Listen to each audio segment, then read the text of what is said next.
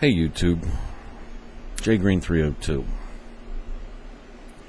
On this one, I'll call it barter items, for lack of any other basic means of figuring out what to call this. But I'll tell you what my subject's going to be. See that? As you notice, I'm a smoker. So now I'm talking on something that I am absolutely able to talk to you about. Hopefully most of you are non-smokers.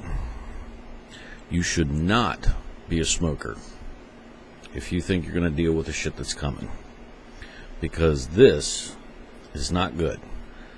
You need your strength, you need your endurance, you need your stamina, you need to be in good health. You need to get all your dental work done, you need to get your eyes fixed, you need to get spare glasses, you need to get extra medications if you're on medications for anything that needs to be treated. You need to be in good physical health. You can't be alcoholics. You have to make sure that you are as right as you can be. But we're human. So some of us, this is crack. This is crack cocaine. You stock up 20 cartons of this. If there's a barter item, the first thing a smoker's going to do is barter for a pack of cigarettes. Make no mistake about it. Ammo will probably come second. So, even the food, they'll negotiate at least one cigarette just to have a cigarette, to get that freaking nightmare of an addiction off his head long enough so that he can actually think about eating or shooting or defending or anything else. It's frightening what these things can do. It's frightening how the addiction stays there 6 months later. Very powerful bartering tool. But it's also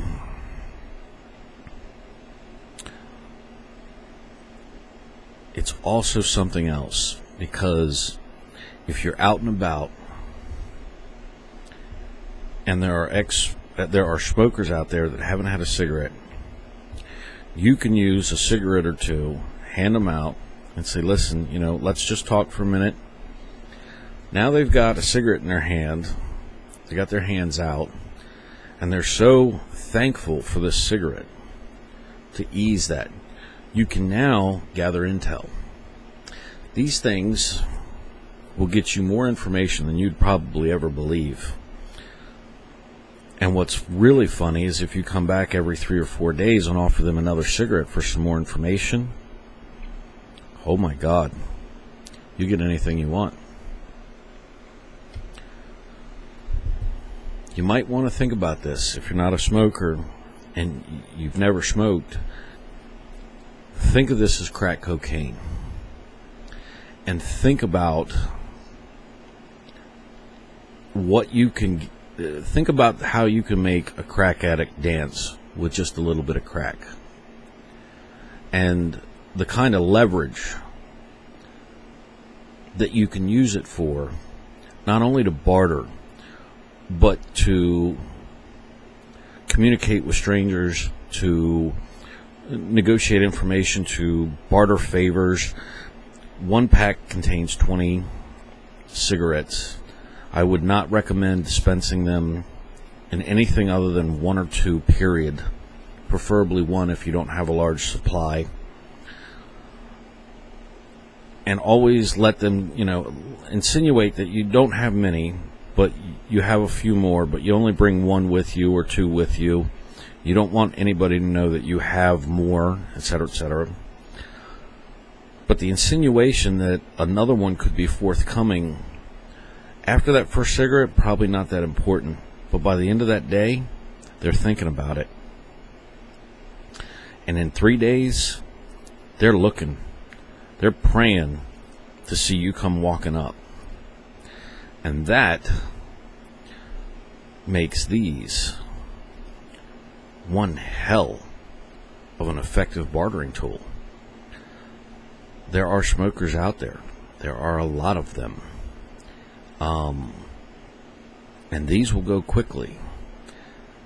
They're not cheap to stock.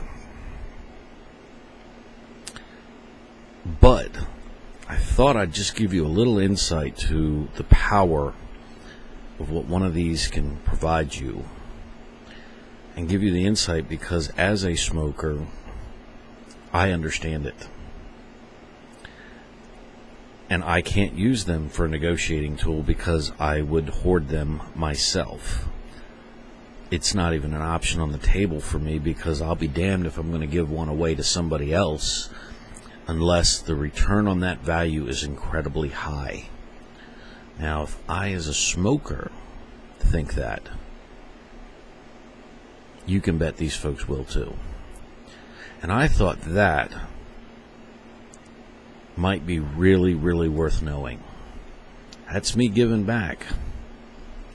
I hate to admit it, but my weakness is your intelligence. And there you go. Thanks for listening.